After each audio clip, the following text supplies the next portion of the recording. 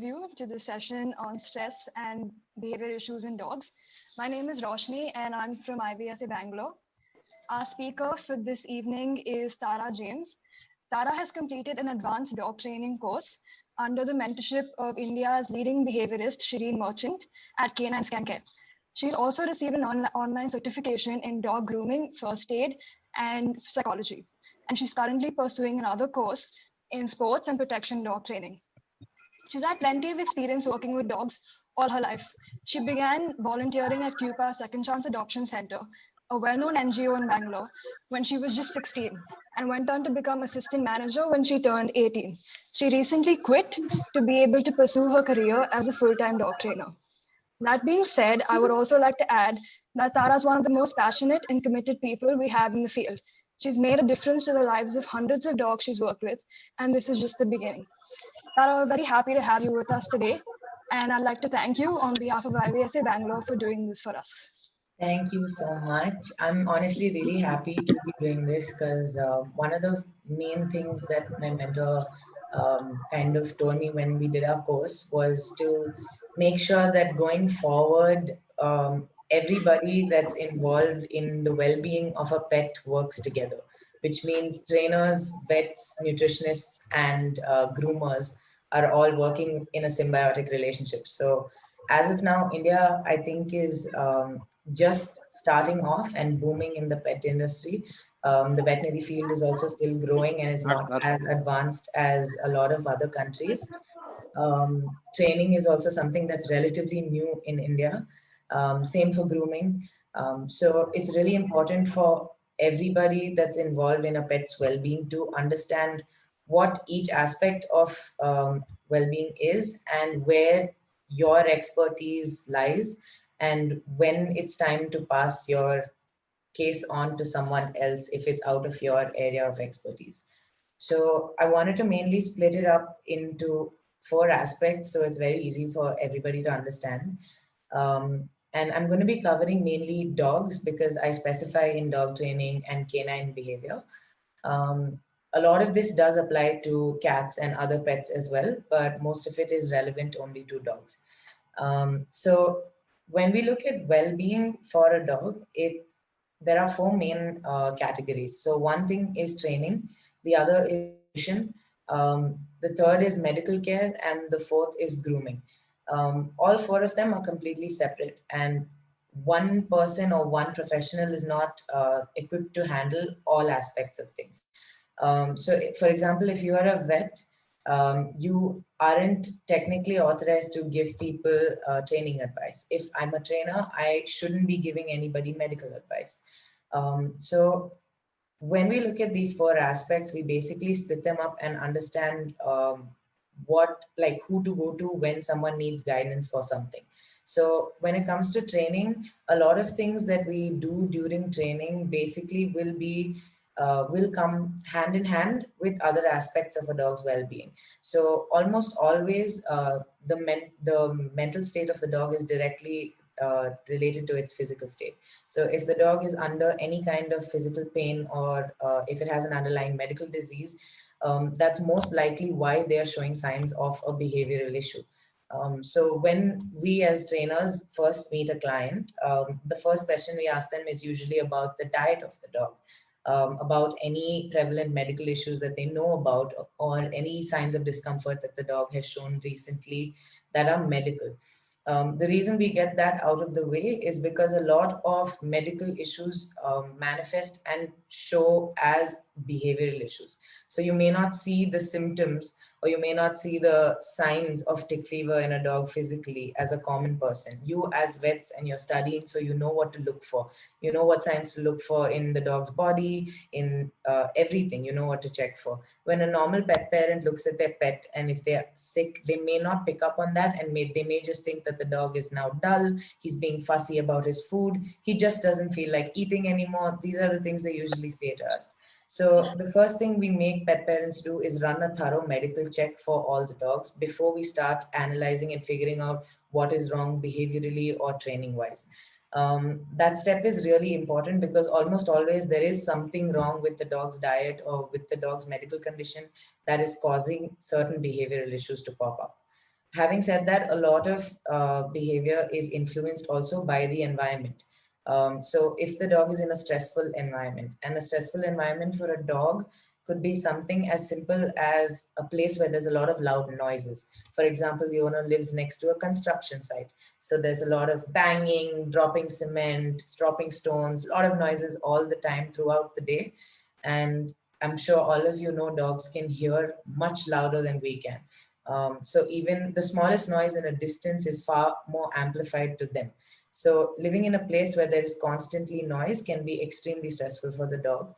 And that itself can start manifesting physically, which means that if they reach a point where the stress is too much for them to handle, they will start trying to do things to calm themselves down.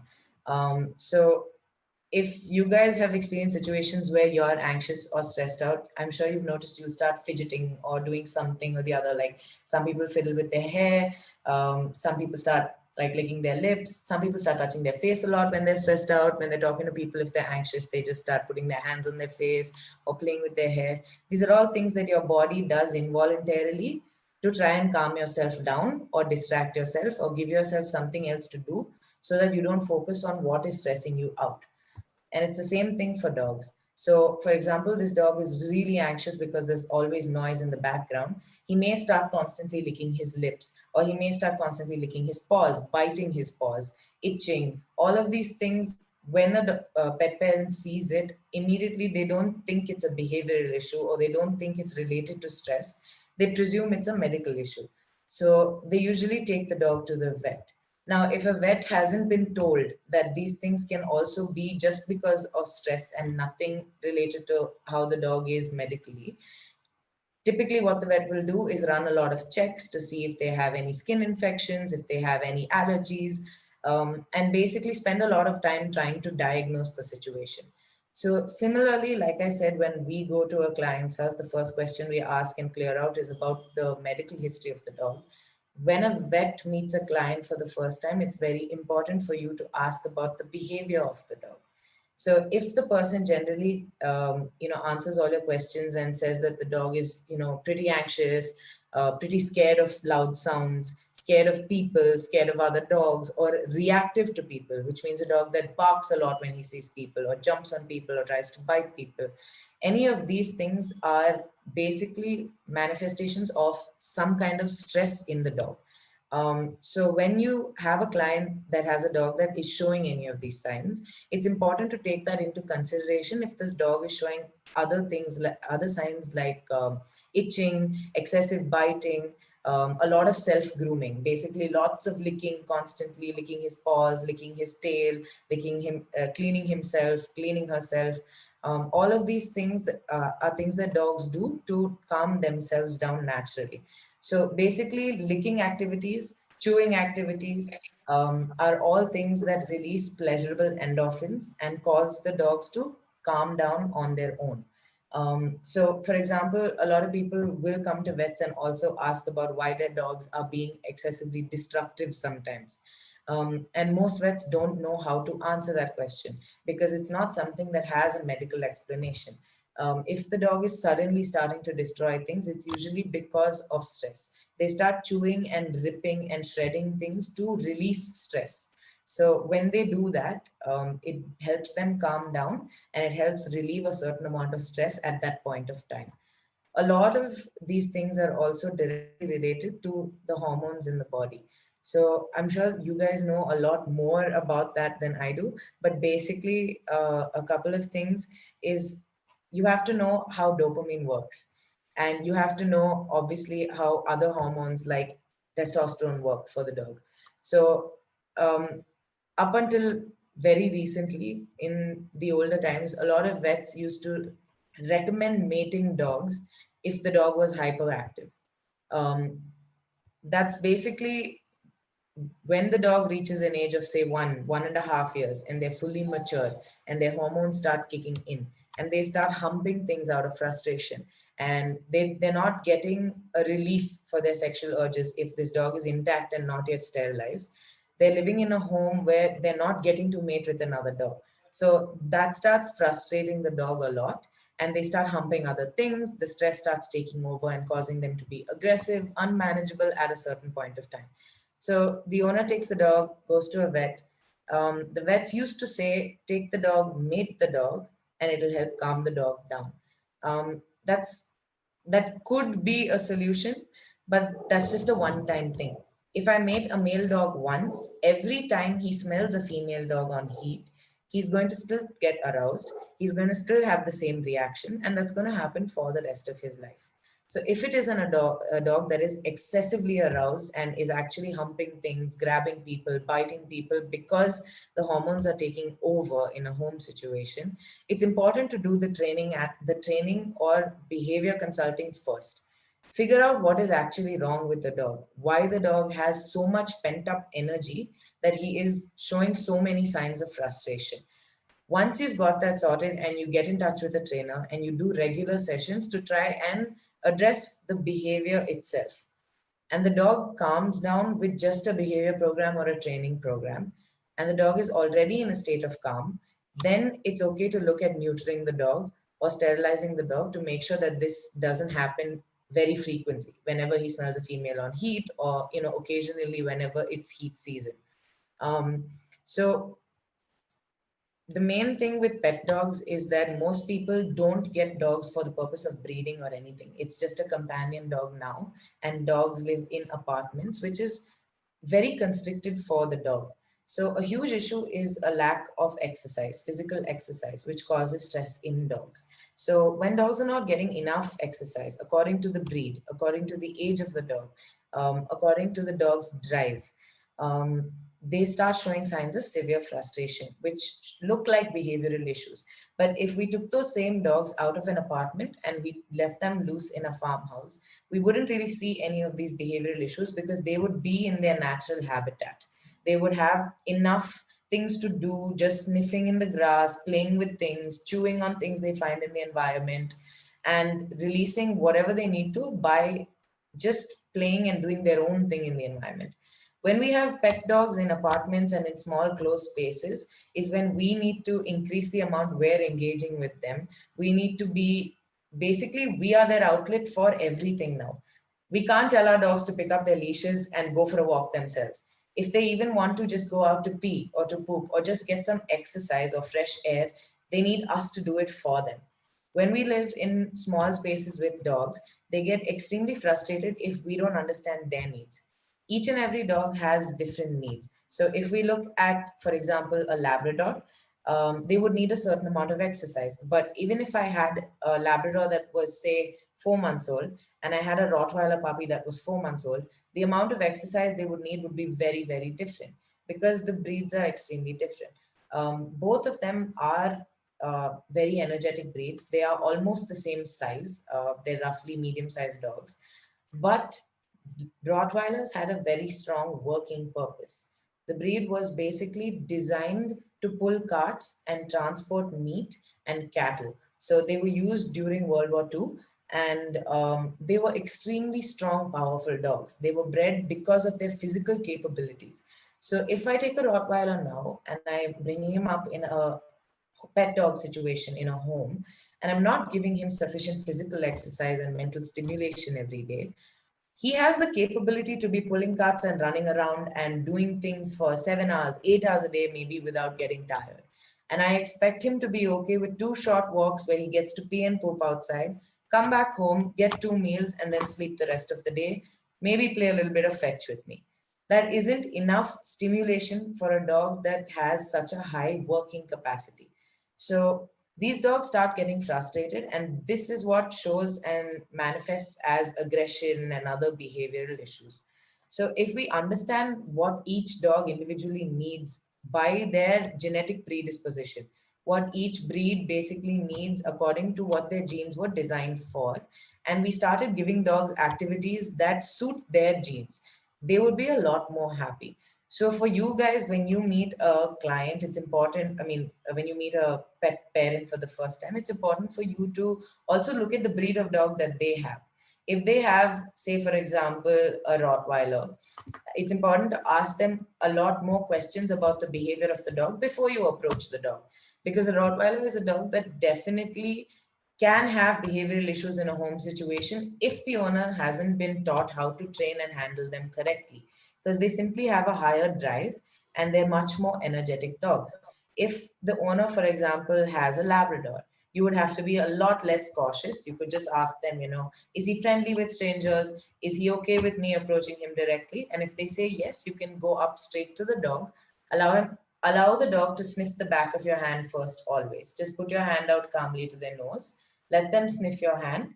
If they sniffed and they look up at you, or they sniffed and they nuzzle your hand, it's okay for you to go ahead and stroke the top of their head. The worst thing you can do when you meet a new dog is go straight to the dog and touch its face. It's important for you to understand that when we greet each other, we can look at each other, say hi, hi, what's your name, whatever, and communicate verbally. When you meet a dog, they cannot do that. They come to you first with their nose to get a sense of who you are by smelling you.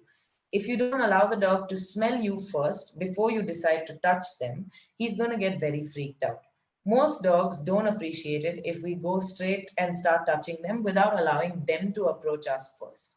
So that's a ground rule for most vets. You have to let the dog sniff you and approach you before you decide to put your hand on them and touch them or handle them anywhere. Um, Another main thing is that a lot of dogs actually get freaked out by the metal table that is at the vets. So, most often, even if it's a very friendly dog that really, really likes people and is generally okay with people, because he's never been desensitized to being on top of that metal table, or it's something that happens only once a year when he gets sick, so vets make him uncomfortable. When he's on top of that table itself, there's a certain amount of anxiety already raising in the dog.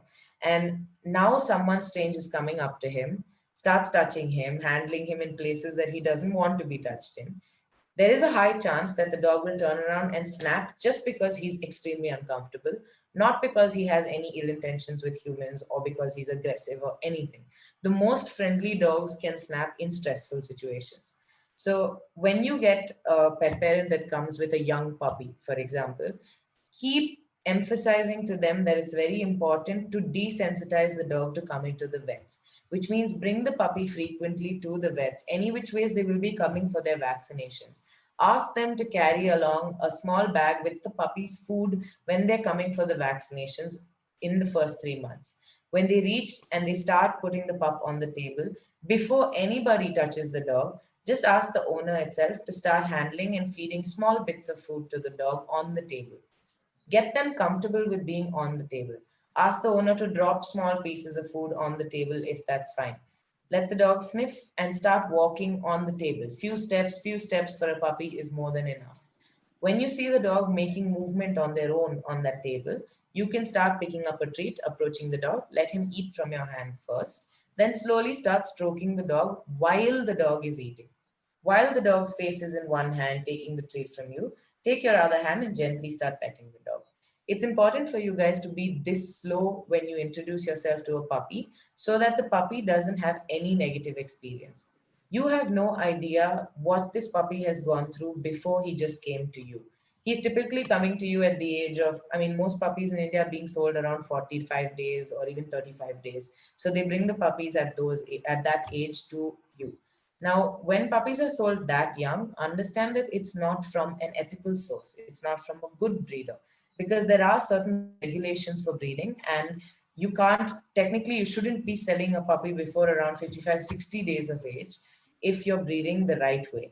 In India, a lot of people just take any dog, any male, any female, make puppies, sell the puppies very quickly, and it's like a business. It's not necessarily about producing the healthiest dogs, producing the most well-behaved dogs genetically. It's more of a business for them. So these dogs are sold extremely early at the age of 30, 35, so that the breeder does not have to bear the cost for the vaccinations. So when you get a dog that is under the age of 2 months coming up to you from the owner, and they say that they bought it from the breeder at the age of 30, 35, understand that there may be a lot of predisposed genetic and behavioral issues that you're working with because it's not from a good breeder. So when you get a dog like that, it's important for you to be this slow with your introduction because you don't know what that dog has gone through before coming to you. A lot of times in these bad breeding kennels, the mother dog is just kept in a small cage where she delivers the puppies and the puppies are with her 24/7 in that cage. The mom is in a perpetual state of stress because that's not how breeding should be done. The pups should have ample amount of time during the day where the mom is separated from them and she gets a break, because otherwise they're constantly biting her, they're constantly trying to suckle on her, and they're constantly stressing her out. So there should be hours every 4 hours or so where the mom gets a break from the puppies and then is put back in when they need to be fed only. So in India, nobody does that. So most of the time, what happens is the mother dog is in a perpetual state of stress when she delivers the puppies and when she's raising the puppies for the first month. The puppies initially imprint on the mother. They look at the mother and they start learning a lot of behavior from her, which means if they see that the mother is skittish of the breeder, he comes in to give her food or he comes in to clean her or touch her and she's nervous or she moves back or she barks at people, that's the first thing they learn about how to greet people. They're nervous, they move back, they bark at people. So you will get a lot of dogs that come to you, and even if you're not doing anything wrong, will try snapping at you or growling at you or moving away from you when they first see you. Understand that it's because they've been exposed to people in a very negative sense from the get-go, from the day they were born at the breeder's place, from watching their mother, from watching the breeder come in every day and put food out, from all those learning experiences even before they came to the pet parent's house. Now, after coming to the pet parent's house, the breeder also would not have touched these puppies enough. With a good breeder, when the pups are born, from day one, they would start slowly touching the dog's legs, touching the dog's bodies every day, just conditioning the dogs to understand that human touch is not negative. When you start doing it at such a young age, those puppies don't have an issue with being touched anywhere around the body, whether it's the tail, the paws, the nails, the crotch area, anything, if you start at a very young age. If you don't touch and handle the puppies enough, they can develop an aversive behavior towards touch. So these dogs are already scared of being touched by humans and they come home. When a pet parent typically buys a puppy, the first thing they do is pick up the puppy. Then they start squishing the puppy's face. Then they start picking up the puppy and putting them on the lap, walking around with the puppy like this, doing all of these things that you would do with a human baby, not with a dog. um, this causes even more stress and even more touch sensitivity, which means the dog has no option to escape that situation because they've picked him off the ground, they're holding him in their hands. He has no option to choose flight, to move away from this stressful situation. So slowly, these puppies start to fight instead. When he sees someone's hands approaching itself, he starts snapping, he starts growling, he starts getting alert. Or if it's a very nervous, skittish dog, when he sees someone's hands approaching itself, they start moving back, running away, hiding, freezing. All of these signs are extreme nervous behaviors. When you guys approach a dog, the easiest way to connect with most dogs is through handling food. So all dogs have a food drive, which is an inclination to work for food or an interest in food. So it's important for you to understand that when you meet a dog, rather than going and trying to touch them first, just do this exercise where you put a few treats out on the table, or you start asking the owners to feed them and make them walk on the table step by step. Then you start doing the same thing with the dog. When the dog's tail is wagging and the pup is happy and calm and ignoring your hand, which means while the pup is eating, when you're stroking the dog, his focus should be here on the food and he shouldn't be turning back and checking out what your hand is doing. If the dog turns around and does this and looks at you when you touch them, understand that they're still cautious and they're wondering what you're doing, or they're still paying attention to what you're doing there, and they're not completely focused here. You want to wait until the puppy or the dog is completely focused on the food and doesn't even turn back and bother about what you're doing at all. When you see that reaction from a dog, go ahead with whatever else you need to do. Now, if it's an extremely aggressive dog, if it's a dog that walks in, you can see the dog struggling, turns around, snaps at the owners, trying to bite everyone in the clinic, it is mandatory for you to tell those kind of pet parents to muzzle their dogs before bringing them. Have a network of trainers that you can put on speed dial on your phones. And every time you see someone walk in with a dog like that, put them in touch with a trainer. Tell them to muzzle condition their dogs and get their dogs comfortable in a muzzle, and then bring them to the vet regularly to get the dog used to coming to the vet. If you see a dog that is reacting severely at just walking into the vet, do not make the mistake of trying to touch and handle or start your medical procedures on those dogs. If the dog is already reacting when they have come into the vets, if they're looking nervous, Even small signs of nervousness could be their ears going completely backwards, their eyes widening. So you can Google and look up what whale eyes are. So basically, the dog's eyes will completely widen and the white pupil. Can you turn off your mics, please? Thank you. Yeah, so signs of nervousness would basically just be whale eyes, ears going back, um, excessive lip licking. If you see the dogs walking into the vet clinic itself, observe their mouths. If you see the dog constantly doing in a very fast pace, which means like within seconds he's doing it again and again and again, understand that he's not just licking to clean his lips or anything. It's another calming signal. It's another repetitive behavior that the dog is doing to try and calm himself down because he is in a stressful situation. So when you see any dogs doing that, and you will see most dogs doing that at a vet, you need to know to approach the dog slowly. If I go straight up to a dog and he's already licking his lips and he's turning his face away from me, and I still proceed to touch the dog, I'm pushing his boundaries, and I will definitely put myself in a situation where the dog has to snap at me or has to bite me to tell me to back off. When you see these small signs of nervousness in a dog, like lip licking, moving their face away from you, every time you try to approach the dog, if he turns away from you, he's saying, I'm trying to avoid this because I'm stressed out. Back off for a second. Try something different. Try with food. Try to approach him from a different side. Give him a couple of minutes to calm down on the table first. Ask the owner to feed the dog, then approach the dog. Wait for the dog to calm down before you start handling them. Most of the time, we just don't give the dog that like 3 4 minutes that they need to settle down before we start touching them. And that's typically where the problem is. If they're already in a state of anxiousness and we just start handling them and touching them when they don't want to be in that situation, we're kind of putting them in a situation where they have no choice but to start aggressing and reacting negatively to try and tell us to back off. So the main thing that we do during training is desensitization and touch handling. So the minute we get a young puppy, we start training the puppy to eat from our hands. Why do we keep hand feeding during training? We keep rewarding from our hands during training to get the dogs extremely comfortable with eating from our hands.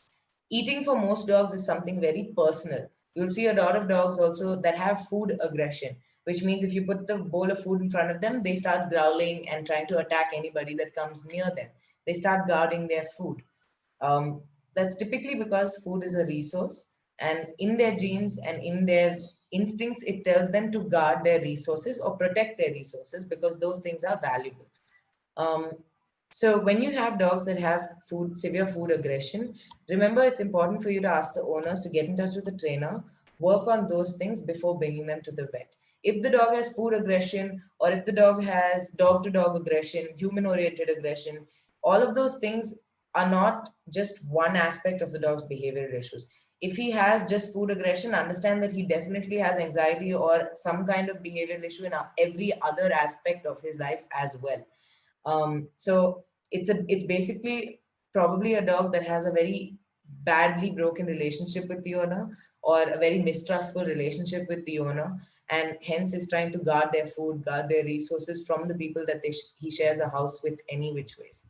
When you see dogs like that, it's really important for you to ask the owner to get in touch with the trainer, work on the dog's behavior before they start bringing them to the vet regularly, and get the dog to a point where they are not aggressive when food is involved.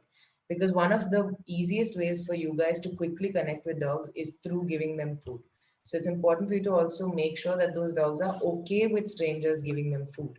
I got bitten once when I was working at the shelter with a dog that had food aggression. We were doing training and I was hand feeding, and I just made the mistake of moving my hand a little bit while he was eating, and he thought I was taking the food away. So for a dog that has food aggression, that minute movement triggered him, and he caught my hand, locked his jaws, and crushed my finger. So it's a very quick process before the dog decides that something went wrong. It's a small movement that could trigger the dog. Ask the owner comprehensive questions about the dog's behavior before you start anything medically. Ask them what the dog is like with strangers. Ask them if he has been socialized or trained before. Ask them if the dog is okay with other dogs. Ask them if the dog has ever been to a vet before. If it's a dog that comes regularly to your clinic or where you're working and you know the dog, you know you can go ahead because you've met the dog before. But if it's a first time thing, make sure you clear all of these questions out before you start handling the dog, because otherwise you're putting yourself in a situation where you may get snapped at. And if you get snapped at once, it's very difficult for you to look at the same dog after that and say, okay, now I'm going to come back to you and handle you, because he's already snapped at you. He's already cautious of you, and he's already now going to be even more wary and watchful of every movement you make towards him. So when we do training with dogs, we look at three primary drives that they have: their food drive, their prey drive, and their defense drive. Their food drive is their inclination or their motivation to work for food, their interest in food. Their prey drive is their interest or their motivation to chase things. So, prey comes from chasing their prey. So, basically, in the wild, dogs would have to chase their prey, pin them down, catch them in order to get their food. So, the instinct to chase and catch would come under their prey drive. For a pet dog, that would be their interest in toys. So, in a pet dog's life, throwing a toy for them activates their prey drive because it's the instinct to chase and catch.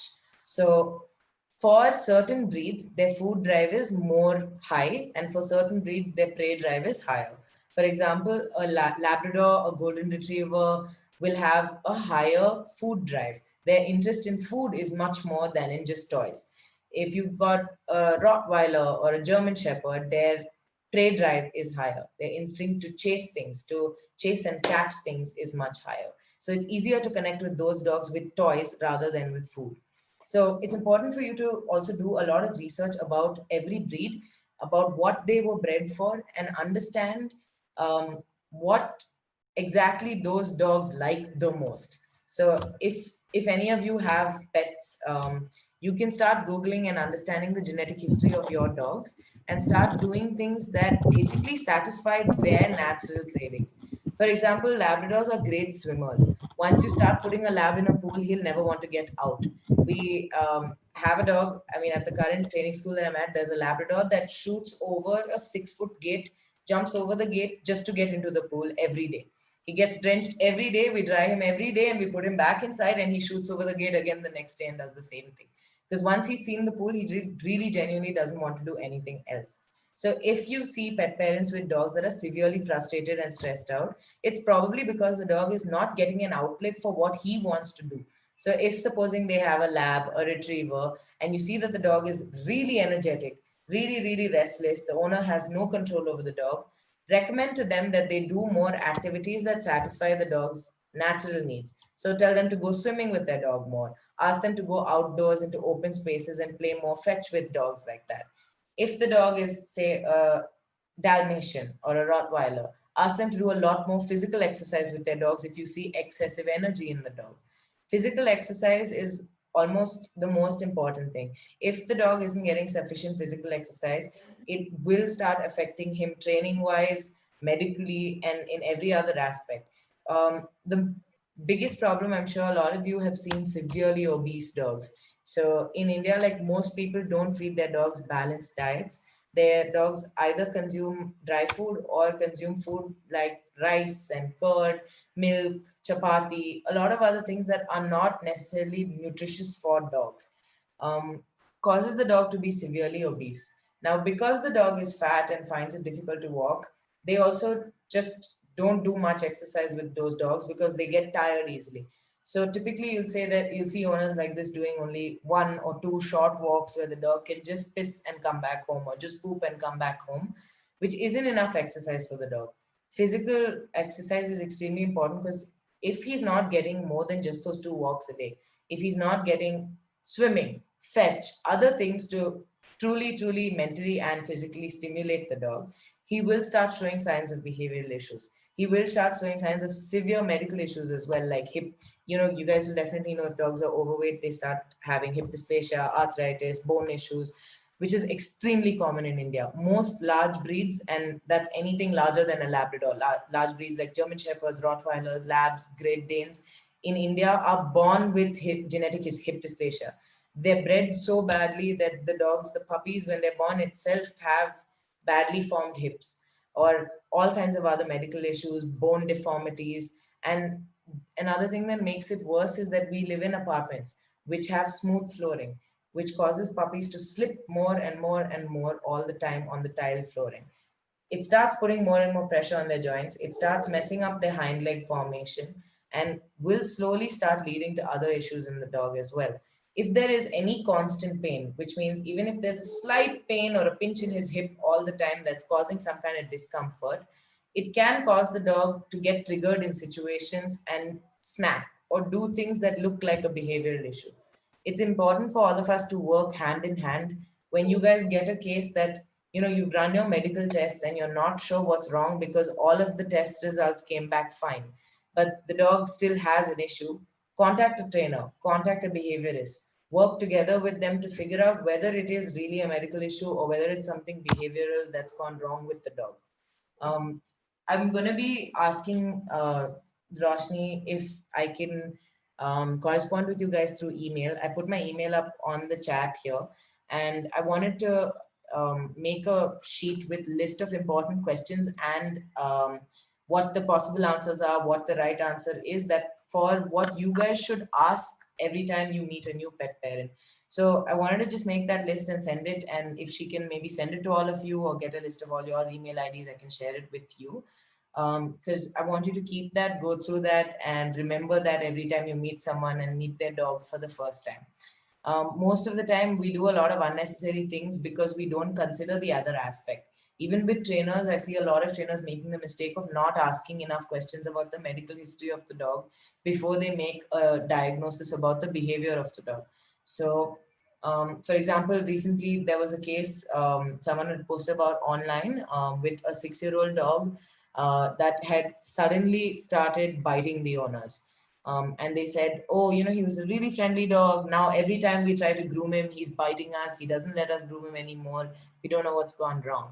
And everybody was analyzing it from a behavioral perspective, and they were trying to figure out, maybe someone hit him with the brush, maybe someone did something, so the dog is probably now aggressive when he sees the brush. There were 100 reasons, but none of that was working out. None of that was true. The pet parents said none of that had happened.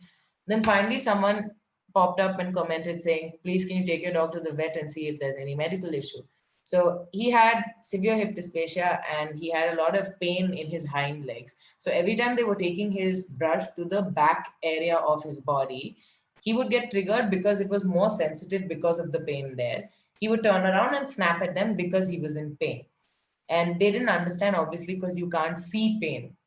So they thought it was a behavioral issue. Similarly, like a lot of times with vets as well, we don't properly ask enough questions about the dog's behavior. So I'm going to send that list out to you guys. Let me know if you need anything. You can email me back. If you have questions, you can email me back as well. I'd be happy to help.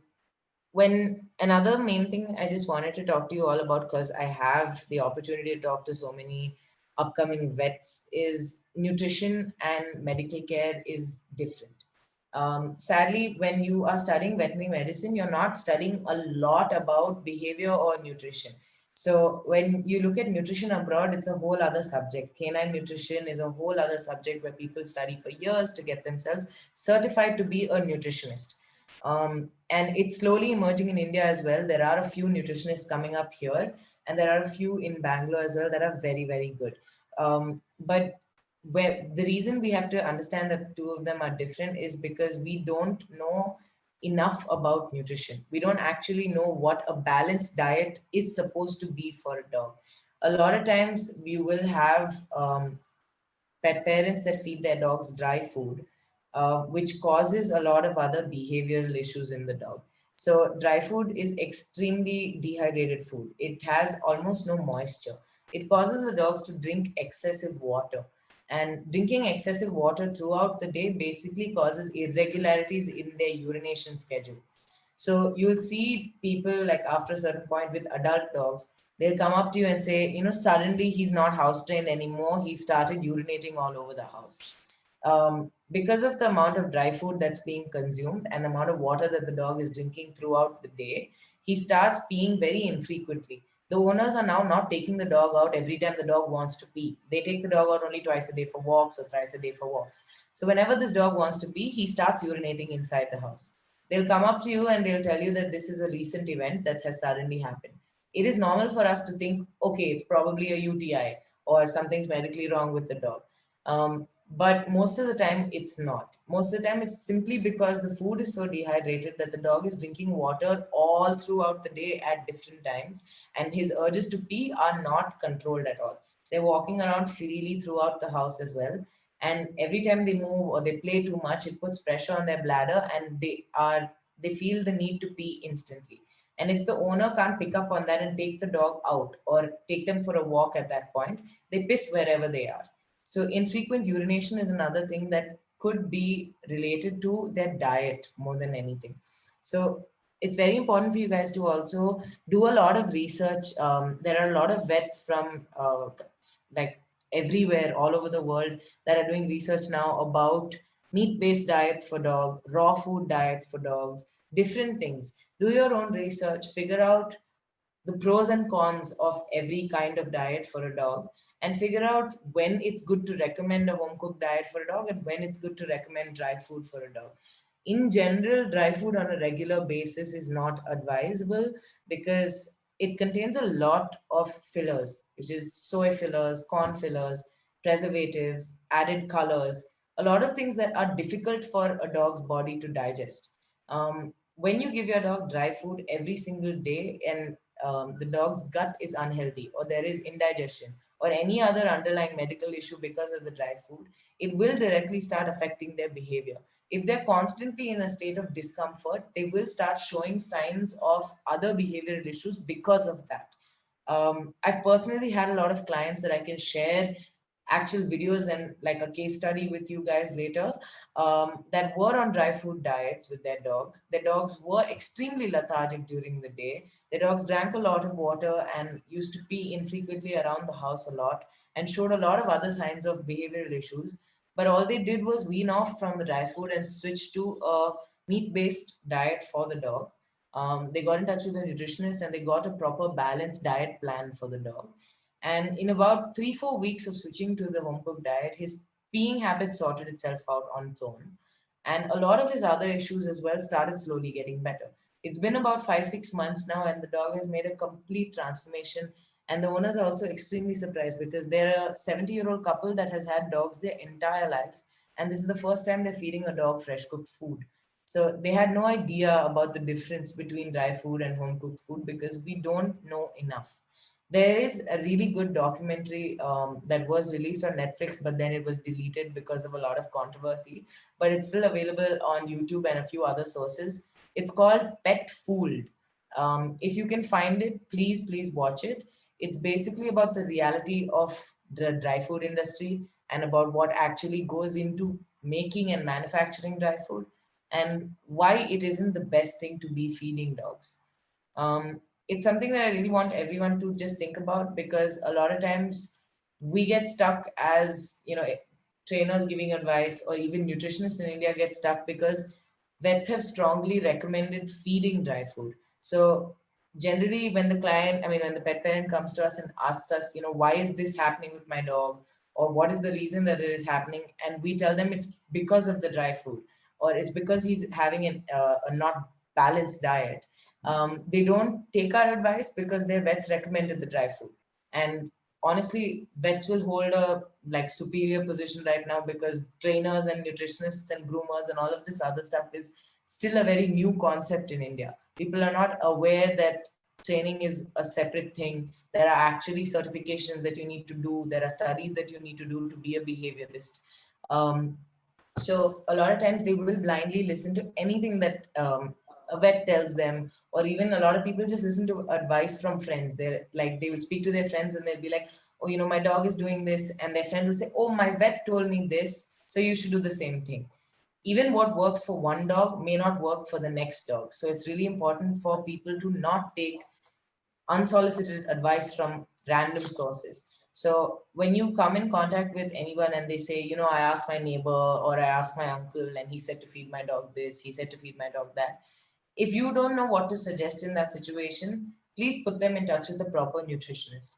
You guys can get in touch with me. I can probably make a list of a lot of nutritionists in India, a lot of trainers in India. So you can just have it handy. And whenever there's a need, you can put them in touch with the right people. A lot of dogs also tend to become obese because people feed them things like rice in excess. So their diet will mainly just be rice and curd, rice with maybe a few pieces of chicken, plain boiled rice with vegetables, rice and dal. So excessive rice will cause dogs to basically be obese, and it will also lead to a lot of other issues that will manifest behaviorally as well.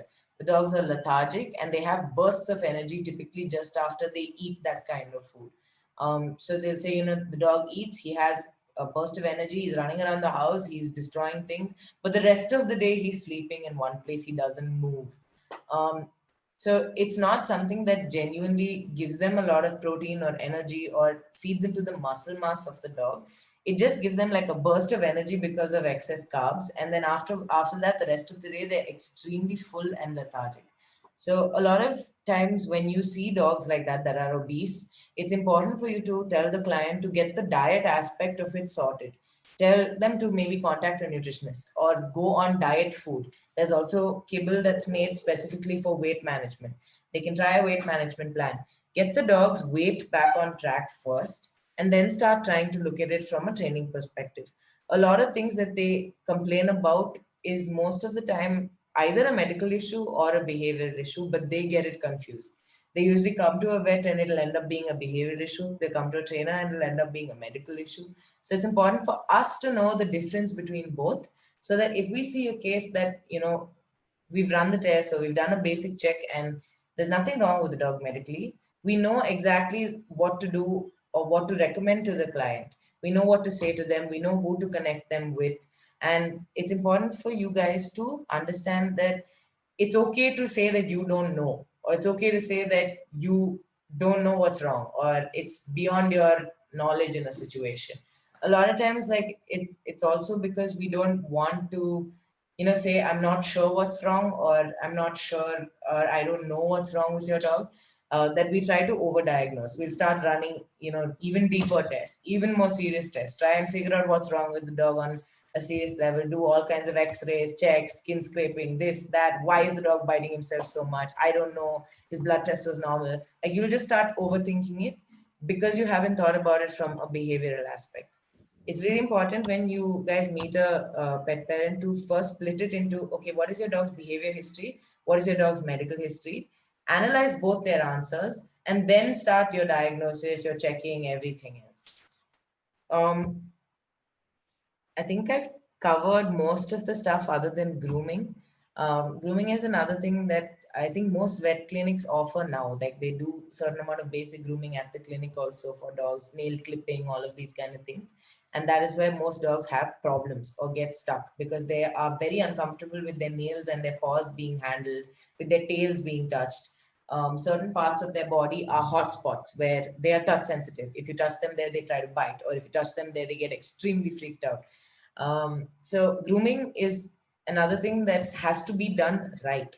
There are proper groomers now for, more serious kind of stuff, like a lot of matted fur. If the dog needs to be cleaned up properly, if it's a long coated dog that needs to be trimmed and all of that, there are proper groomers that do that now.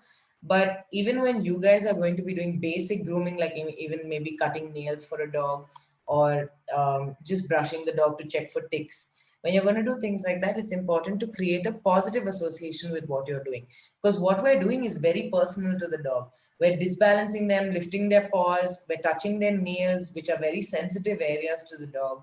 We're touching their tail, we're grooming it, we're touching their ears, we're touching areas that they don't like to be touched in. It's important for you to, again, use food to bridge the gap. Start with your puppies young. When they're nuzzling and eating food from your hand, start touching their ears, start slowly putting your hands in and moving their ears around. Start grooming their whole body with your hands, massaging their body, massage underneath the dog, touch their tail, touch their paws one by one. Lift up the puppy's paws one by one from the table, just hold their paws while they're eating. Ask the pet parent if you want otherwise to feed the dog, and you start slowly doing all of these things from the back. Again, remember, the puppy's focus should be just on the food. He shouldn't be checking on you to see what you're doing when you're touching the dog. If you see a dog that stops eating, turns around to see what you're doing, or jumps around when you touch them, or gets extremely scared when you touch them, take a step back. Let the dog calm down. Ask the owner to feed again. When the dog starts eating, slowly just start petting maybe the top of the back, the side of the back, then go to the most sensitive areas when the dog is ignoring you. Remember, the most sensitive places for dogs are their paws, the ears, the collar area, and the tail and the bum area. So a lot of dogs also, like adult dogs, you will come across in India that come to you from homes where they are being severely abused or trained in a very abusive manner. They're being hit at home, they're being, hit with sticks, chappals, tied all the time, things like that. It's very, very common here. That's how a lot of people do keep their dogs. So those dogs will not be comfortable most likely with you touching them. If you see a dog that is very uncomfortable when they come to the vet, is unsure of the owner, or is pulling the owner and trying to move away from the owner when he's on a leash, remember that those are all signs of the dog being uncomfortable in the situation or uncomfortable with the person who he's with. So when you see a dog like that, please ask the owner to muzzle his own dog before approaching you. If he's struggling with the muzzling, you can ask the owner to take the muzzle, hold it, place a couple of treats inside the muzzle, and ask the dog to go into the muzzle to eat the food. When the dog puts his face into the muzzle, ask the owner to take away the muzzle immediately and give them more food from the other hand. Do that 2-3 times. Dog starts going into the muzzle on his own because you've made it a positive place. He's gone in for food, and he's just ignored the muzzle 2-3 times because he wanted the food. So when the dog starts going into the muzzle on his own, ask them to slowly put the straps and bring him to you after that. Even if you meet a dog that's just a little uncomfortable, little snappy, not really very aggressive, maybe just a very hyper dog, you can do the same thing with the muzzle if you're trying to get it on. It's a much easier way of taking the dog and saying, okay, go into the muzzle on your own, rather than taking the muzzle and throwing it on the dog's face or pushing it on the dog or forcefully trying to put it on the dog, because that'll create a situation of conflict immediately.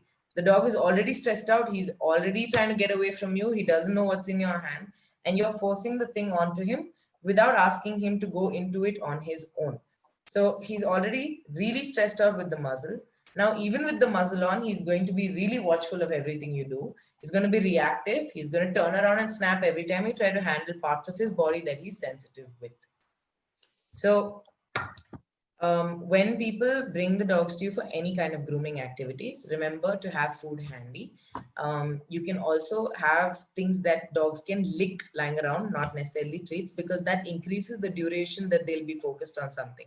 So for example, if you guys have like a flat mat made of silicone or something, you can just spread peanut butter on it and ask someone to hold it up and let the dogs lick it slowly. Let them lick, lick, lick, lick, lick while you groom them, handle them, touch them everywhere, and slowly desensitize them to you touching those parts of their body.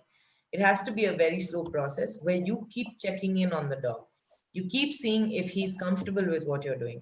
If you see the dog stressed out, the dog's turning around and checking on you, and he looks wary, his ears are back, his eyes are wide open, and he looks afraid, stop what you're doing, take a step back, let him get engaged with the food again, and then slowly start again.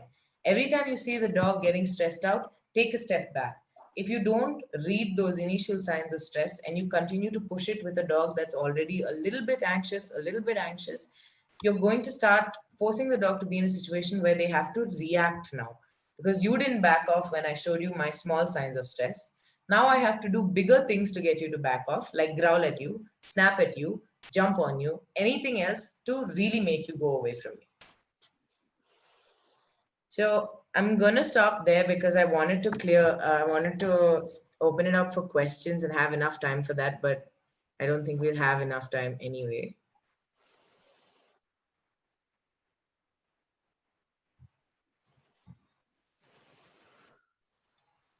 If any of you have questions, you can unmute yourselves now to ask. Hi, I had a question. Yeah. So what do you do when a dog is too stressed to eat? Too stressed to eat? Like they're in that situation and they're really stressed and you're trying to calm them down by giving them food, but they're so stressed that they won't eat either. So yeah, you'll definitely come across dogs that are extremely anxious, and if they're not food motivated enough, won't even be interested in the food at that point. Ask the owners what the dogs like. So, like I told you, some dogs may be more interested in toys. They may find more comfort in a toy than in food in that moment. And if the owner says, no, he's not toy motivated either, then he's probably a dog that just needs a lot of talking, petting, calming down, that kind of stuff. So, if they're not toy motivated or food motivated, ask the owners to just calm the dogs down before anyone starts handling and approaching the dog. Also, for dogs like that, muzzles help a lot. For dogs that are not motivated by anything else and are that stressed out and anxious, think of the muzzle as a false safe space. When the dog is in the muzzle, he feels a false sense of security. He's like, okay, I'm safe. I can't bite anyone. No one can harm me. When you do training the right way, you condition the dog to basically believe that the muzzle will keep him safe or the muzzle is a good place. So when we do muzzle conditioning for dogs and we get them to a point where they're extremely comfortable in their muzzle, when the muzzle comes on, it reduces the anxiety of a stressful situation. So, for example, with my dog, he's a Rottweiler. I rescued, like, he's from a shelter, and he's 7 years old now. I got him 1.5 years ago. So, he was already quite old and he had a lot of behavioral issues. He is reactive to strangers. He will bite a vet if I take him and a vet just, approaches him and starts touching him. But I still need to take him to the vet. So, I've muzzle conditioned him to the point where he feels extremely safe when his muzzle comes on him. So when I take him to the vets now and his muzzle is on him, he doesn't react anymore. He just ignores and he lets them finish their business. He's not happy. He's still really not happy about it, but he doesn't react because he's got that muzzle on and he's like, okay, whatever, it'll be done soon. Thank you. So I had a bunch of questions that had come in previously, like from when you guys were registering itself. I wanted to just address those. So the first was, how do you approach a dog in the hospital without stressing it further? I think I pretty much already covered that. Don't go straight to the dog and start handling them. Approach the dog slowly. Remember, your body language is very important. You have to look calm when you're walking to the dog. If you walk like you're marching up to the dog or going to war, he's going to be like, oh my God, what are you going to do to me? You have to go really calm. Walk slowly to the dog. Stand next to him first on the table. Ask them what his name is. Call his name. Talk to him. Let him look at you first. Let him sniff your hand first.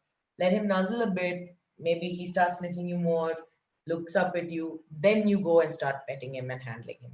That's the right way to do it with any dog, even if it's a very friendly dog that's jumping on you for attention. Take those steps because you never know what the dog has previously been with or what his interactions with people have been before. How do you build a rapport with the dog? So if it's a young pup and they're coming to you from the time as a puppy, you have enough time to do a lot of work. Use all of the steps with food condition and young puppies, honestly, unless the owners are the kind who have never taken the puppy out of the house or who have mollycoddled the puppy and picked him up all the time, never allowed him to be on his own, and he's a very, very skittish, anxious dog. Most puppies won't care after a point and will still eat the food. When they're that young, nothing will spook them to the point where they're like, oh my God, okay, I'm not going to eat food either. The only puppies that you may see doing that is indie puppies. They tend to be very disinterested in food. It's just not motivating for most indie puppies. And they are far more skittish by nature. Because again, look at their genetics. They're free-ranging dogs. They've never been bred by humans. We've never interfered in their breeding process.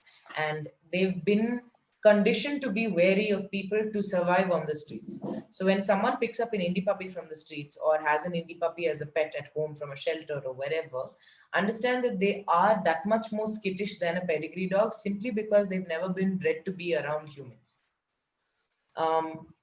So yeah, when you get a young pup, you do all of those things with hand feeding, table desensitization, where you scatter feed on the table, put a few pieces of food on the table, allow the puppy to walk up and down and eat the food, then start eating from your hand on the table. Make him slowly start touching the puppy while he's got food, you've got food in your hand.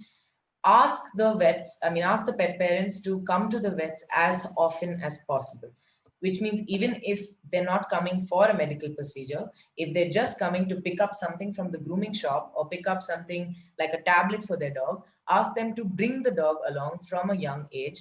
Ask them to come and meet you guys, if whoever's free, even if it's just the receptionist that's free and every other vet is busy, it doesn't matter.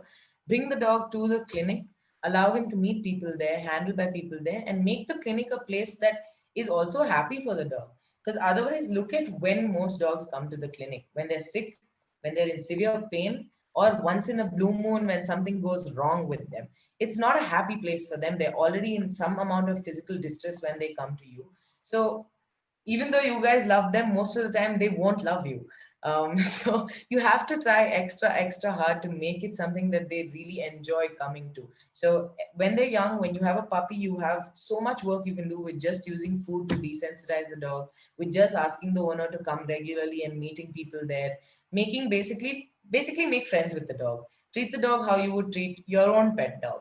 Play with them, talk to them, cuddle them, do everything else other than just, grab the dog, stick a thermometer in his bum, poke him. All of these things are really stressful, really personal for a dog. And if you go straight into doing that without breaking the ice first, they're not going to like you very much. The third question is, what are some things we can ask pet parents to start doing at home to make the process easier? Um, Grooming and handling. So this exercise of putting food in your hand and desensitizing the dog to touch is something pet parents itself should be doing. Honestly, you shouldn't have to do it, but you should know it anyway. But you should tell them to do it at home as well. Take the puppy every day, one meal of the day, ask them to hand feed the dog, ask them to just slowly stroke the body, touch the ears, tail, paws, lift one paw off the ground, disbalance the dog a little bit, do whatever they want to do with the body of the dog while the dog is eating. If the dog stops eating, take your hand off the dog. Dog has to be eating while you do all this. If the dog stops to look at what you're doing, stop, take your hand away. Do not touch the dog if he stops to stare at what you're doing or if he gets freaked out and stops eating. If he gets really scared and doesn't eat anymore, stop for the day, break the session there, do not try and do it with the dog again. That's what they should be doing at home. Another thing is, like I told you, the table itself freaks the dog out. So even though a lot of people in a home won't want their dog to jump on the table and they think that this exercise will make the dog start jumping on the table, when the dog is a young puppy, ask them to identify one table that they can take outside, maybe in a balcony or something.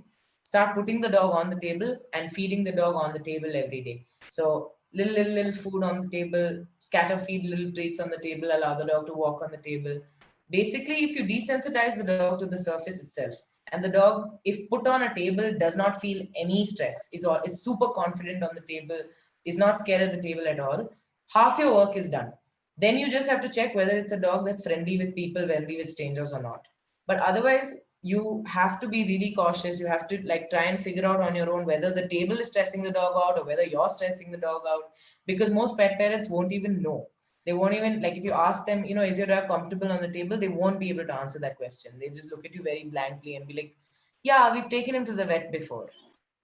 So try and observe the dog's body language. If his tail is tucked between his legs, if his eyes are widened, ears are back, he looks scared, submissive, he's probably just nervous because that table is an alien surface to him.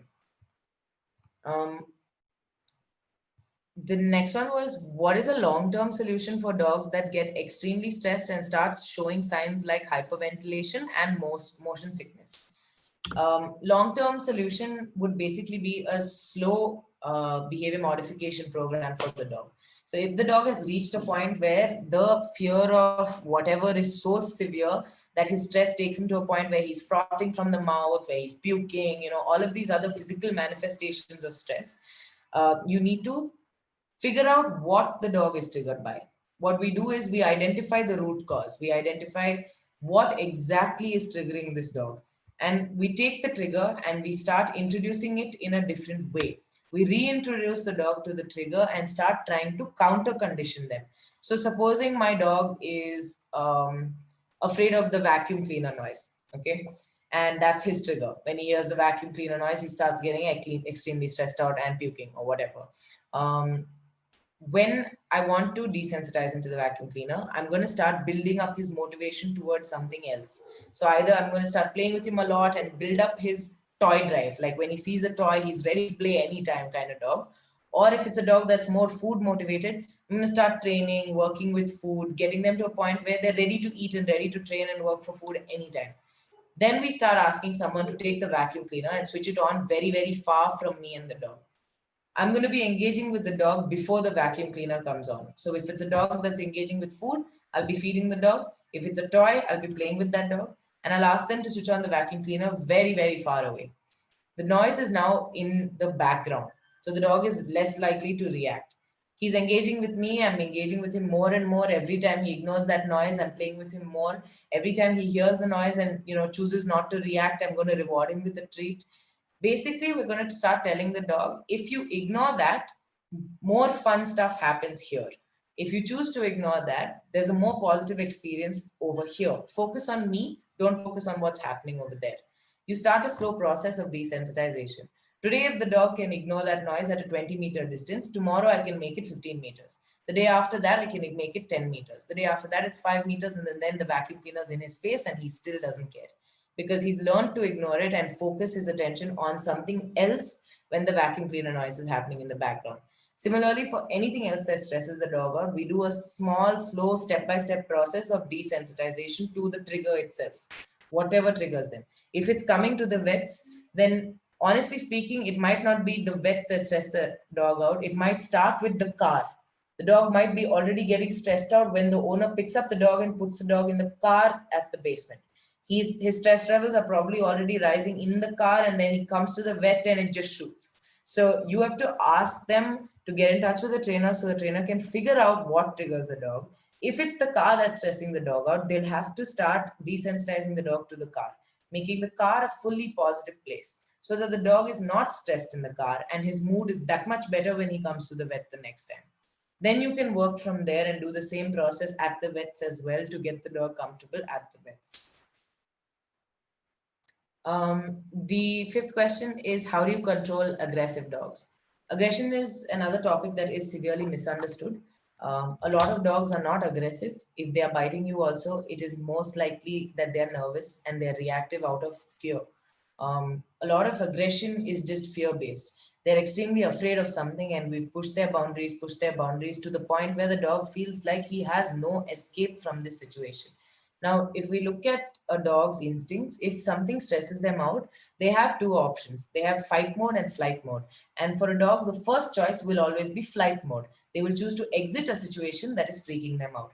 Now, when we have pet dogs, we have removed their flight mode completely by putting a collar and a leash on them. They don't have the option to run away if something is scaring them. So now they choose to fight.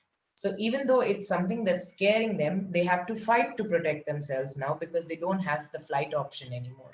So if the dog has gone into fight mode to protect themselves from whatever's stressing them out, again they have to get in touch with the trainer, and we have to slowly introduce the dog to the trigger and give them the flight option. So if the dog is scared of strangers handling and touching the dog on a table, I, as a trainer, will actually go to the person's house and falsify a situation that would look like a vet. I would get a table, I would be the stranger, I would get them to put the dog on the table and start slowly desensitizing the dog. So, feeding on the table, all of these things at home till the dog is comfortable on the table. Then, if I start approaching the dog and he's trying to bite me, I'm going to start just backing away whenever he bites me, approaching when he's ready for me, doing other bonding activities with the dog, like generally ask the owner if he likes food, I'll feed him. If he likes toys, I'll play with him. Make the dog understand that I'm not a threat, and then work on what his trigger is. Introduce his trigger to him every day and say, hey, look, it's not that bad. Because the only thing that's gone wrong with these dogs is that someone at some point has forced them to be in that situation that was scaring them rather than taking them out of the situation. They didn't have the option of flight, and the owner didn't care enough or didn't pick up on the signs of whatever to remove the dog from the situation when the dog was getting stressed out. So now he has no trust in the owner as well, because he says, I was that stressed out and you didn't let me go. I was that scared and you stood there and you continued to make me interact with this person, or you continued to make me listen to that loud noise or whatever it was. And the dog has basically a issue of trust with the handler, which will translate to how he sees everybody else as well. With aggressive dogs, the real aggressive dogs are dogs that are biting with the intention to harm. They are genuinely reached a point where they are biting and attacking people to hurt you. And for a dog to get there, it takes a lot. It takes a lot for a dog to say, I want to hurt people. Most dogs react because we did something wrong, or because they're afraid, or we made a sudden movement and this was a dog that had been abused before or something like that. But you will find a certain amount of dogs that have been abused in the home itself to the point where they choose aggression as their first response to any situation. something small triggers them, someone does a small action towards them that they find unsettling, and the first response for this dog now has become to bite, because biting has been very successful in getting what he wants, which is getting people to back away. Which means at home, this dog has tried running away, this dog has tried growling, this dog has tried every other warning signal, but people did not listen to him. And now the only way he can get people to back off is by biting them. So the biting has reached a level where the dog is actually chooses to bite first before even giving you a warning growl or anything. So if it's a genuinely aggressive dog, understand that they will be biting with the intention to harm. So they have to be muzzled, no question about it. You shouldn't be handling a genuinely aggressive dog. If you see the dog trying to bite the owner itself or misbehaving when the owner comes to the vet, if you see the owner trying to put the muzzle on the dog and the dog tries to bite the owner or bite the muzzle, understand that you are working with the dog that is most likely going to choose to bite you even if you don't do anything wrong. The next question is, what is the sign of abuse in a dog? How do you know when something is wrong? So all of those anxious behaviors I talked about, the excessive ears back, the eyes open, all of that. When we are talking about abuse happening in a home, you have to see whether the dog shows any of those signs to the owner itself. If you see the owner going to touch the dog and the dog starts cowering or flicking, like, crouching and flickering his eyes like this, looking at the owner like this, or even opening his eyes really wide, bending down, ears down, any of these things, that's a fearful relationship. There's probably something going on there that is causing the dog to fear the human. So if you see also any other physical things that are wrong with the dog, in addition to that behavior, that you can conclude that, okay, this dog is probably being abused in his home. If the dog is malnourished, or if the dog has any, wounds on his body that look like he's being beaten up, or anything like that, then you can call it out and reach out to an NGO then and there and let them know that you think this dog is probably being abused and you want an animal welfare officer to go to their house and do a check. That's completely fine, and you can do that at any point if you feel like the dog is in a home or in a situation where they are being abused. Remember, they cannot speak, they cannot tell us what's going on. We have to be able to know when to call things like this out, because in this country, sadly, there are a lot of people misusing dogs. There's going to be a lot of people that come to you as well that are illegal breeders that really, really do abuse the dogs, just to keep breeding from them and keep producing puppies for money. And you will see severely sick dogs that they're bringing to you that are abused on a regular basis, and you can see the signs of it. It's good for you to know that you don't have to keep quiet about it and just treat their dog. You can reach out to an NGO, reach out to either in Bangalore. There's CUPA. CUPA actively works with abuse cases and trauma cases. So you can reach out to CUPA and ask them if they can do anything about it, or if they can send an animal welfare officer to check on the dog in the home. If you're from anywhere else, basically get in touch with a local NGO and ask them if anything can be done about the situation. How do you figure out if the dog is really calm and okay with being approached for examination? Okay, so one thing is, a tail wagging does not always mean that the dog is happy. A tail wagging happens whenever the dog's heart rate increases or whenever the dog is in an excited state. So excited could also mean he is going to be aggressive. Excessively fast tail wagging can also be when the dog is aggressive. So if the dog's tail is wagging, don't think that that is a sign for you to go ahead and start touching the dog. Look at other things. Look at the dog's other body language. Look at his back. So this part of the back, where the spine is, near the neck, the hair on that part of the body will start standing up like this in a mohawk kind of thing over there, and his hackles will raise when he's nervous or when he's going to snap at something. So if you see the hackles raised in a dog, you probably have to be careful or be slow with approaching that dog. If the hackles are not raised, the dog is in a calmer state. Another thing with dogs is definitely seeing how they are bonding with the owner. So when the owner is petting them, if the dog is, showing any of those other signs of stress, the lip licking, moving the face away, pulling on the leash, any signs of conflict and avoidance with the owner, you know that the dog is probably really stressed out and not ready to be approached. So take it slow with those dogs. Ask the owner first, what does your dog like? Toys, food, petting, what does he like the most? whatever he likes, use that to break the ice before you start your other work. There is another question. How can you begin training dogs from a young age to be comfortable in a hospital? So I think I already covered that, and most of you will remember. Start with desensitizing the puppy to the people there, to the table. Start with asking the owners to come regularly, irrespective of whether it's, just for injections or just picking up a toy. Ask them to bring the dog along.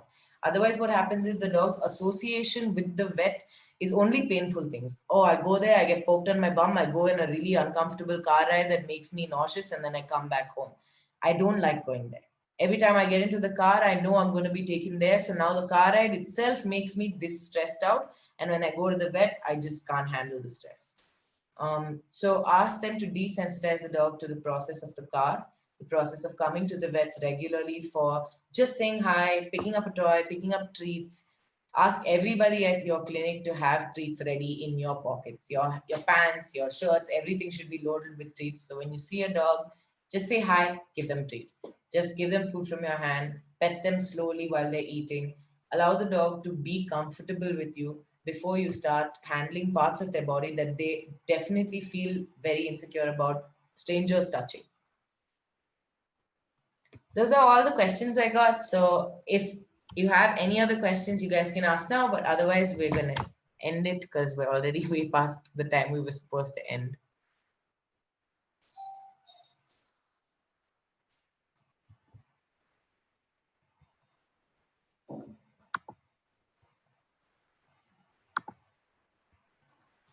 There's a question on chat. It says, how do you desensitize giving baths? Okay, good question. Again, desensitization to bath starts at home, shouldn't start at the vets. It should be in a familiar environment for the puppy first. So ask the pet parents to start doing it at home from the age that they are, capable of having a proper bath. But it's not just the bath part of it. You have to also look at, most dogs are uncomfortable with a bath because they're not even okay with people touching them all over and handling their body all over. So it all comes hand in hand with the handling part, but also the temperature of the water matters a lot. If I throw cold water on a dog, he'll freak out. His first bath has to be lukewarm water that doesn't cause discomfort. Not very hot, not very cold.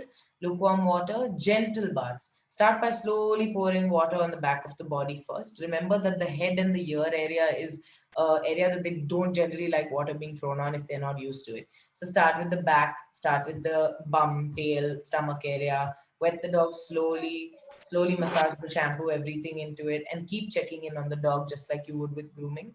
Again, same thing when the person starts giving the dog a bath at home itself, they can get a licking mat, place it in front of the dog with something that the dog can lick, get the dog to start licking and focusing on whatever else he's doing, or even just get a bunch of treats in their hand and keep feeding the dog throughout the process to get the dog to have a positive association to what's happening.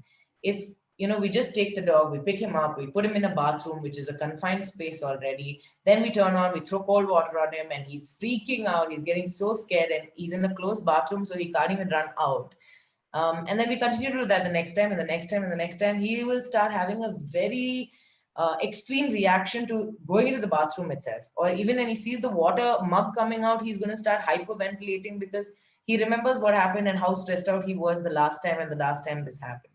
So when you're doing any of these things like baths and grooming, you have to look at the dog and understand that this is not natural for them. It's not natural for them to be bathed by someone else and handled like this and water poured all over them and all of that. So we have to, from the get-go, make it something that's a happy experience for the dog. Also, I would say desensitize the dog to water in other aspects. Teach the dogs to swim from a young age. If you guys can, make a list of a bunch of places that have doggy swimming pools in Bangalore, and when you find owners coming with young pups, encourage them to teach the puppies how to swim also from a young age. Make water a happy place. It's not something that only comes throwing on you when I'm giving you a bath. Get the dog comfortable with every aspect of the bath. The touching part, the water, the temperature of the water, being in the bathroom. All of these things can cause stress during a bath. It's not just like, oh, he hates a bath. Maybe just being in the bathroom is stressing him out, but if you gave him a bath in the open, he'd be fine. Maybe just the water temperature is wrong. If you gave him a bath with the right temperature water, he'd be fine. You need to consider all of these things and figure out why the dog is having such a hard time with the bath.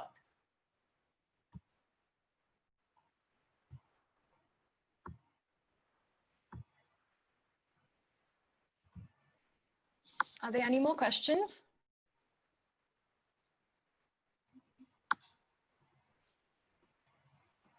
Okay, all right. If there are no more questions, I think we can end the session. Thank you so much, Tara, for taking the time and doing this for us, and for agreeing to help us out in the future as well. And to everyone that attended, we hope you had a good time. You guys can get in touch with me at any time if you have any questions. Oh, there's another question. There's a question on chat. How do we make a pup or kitten realize that biting is not the right thing? Okay. So teething frustration is common for all dogs. When their teeth are growing, their gums are irritated. They need to bite to relieve the irritation in the gums. So the owner needs to be giving the dog ample things to chew on during the day. If it's a young puppy, they need cold things to chew on to numb the gums. They need hard objects to chew on to relieve themselves. They need soft things to chew on. They need objects of different textures and temperatures to chew on throughout the day to relieve the irritation that they have in their gums. So if the dog is not getting sufficient oral stimulation, they start teething on other things, which means biting furniture, biting your hands, all of that. Also remember that if the dog is biting your hand, it's also trying to engage with you, because if he was playing with his siblings at a young age right now in the pack, he would bite each other, they would climb on top of each other and nibble on each other to start engaging and playing. So if the dog's biting on you, he's trying to engage with you. Dogs that do that excessively are not being stimulated enough in the home. They're not either receiving enough mental stimulation and training, or they're not receiving enough physical exercise, which is leading them to constantly be bored and try to bite on you to engage, to ask you to engage with them. Now, obviously, we're not dogs, so we don't appreciate the biting to call us to play, and we want them to do it in a different way. But how do they know that? We haven't taught them that biting is not okay. So we have to teach them from a very young age that we won't engage with them if they bite us. So the moment your pup starts trying to bite you or chew on your hands, and I literally mean the moment, if the first day you get the dog home, he even opens his mouth and puts his teeth on your finger, you're going to disengage with him. Walk away from the dog or pick him up, put him in his crate and give him a timeout until he calms down, and then release him and leave him back out. But basically, when the dog is in that state where he's so overstimulated, he is bound to try and bite you to play if you don't figure out how to engage him correctly. So until the dog learns that biting is not the right way to engage with humans, stop any kind of attention when the dog is biting. Unknowingly, what we do is we start moving our fingers a lot, or we start pulling our hands, or start screaming and talking to the dog a lot when they start biting us. For the dog, all of these excited noises we're making and all of this movement is just a form of attention.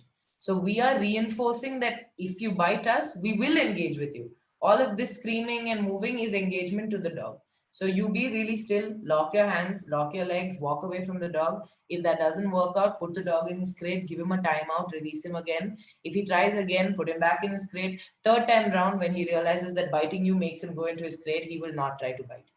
If you don't do this from a puppy from a young age, you'll end up with a 1-year-old dog, 1.5-year-old dog that still teads on humans, that still gets aroused and starts biting people. And it's not gentle when it's coming from a 1.5-year-old dog. That's what leads to accidental bites, where the dog is playing and then this ends up getting over aroused and accidentally biting the person in the process of maybe grabbing the toy or doing something else. So from a very young age, ask anybody you meet, and you guys yourselves, if you have dogs, remember not to engage with them when they're teething on you. Teach them how to play in the right way. Pick up a toy, try to redirect them their attention to a toy. Teach them how to play fetch and tug from the day you get the dog home, to teach them how much fun that game is with you, and make them understand that it's more rewarding to play with the toy rather than my hand.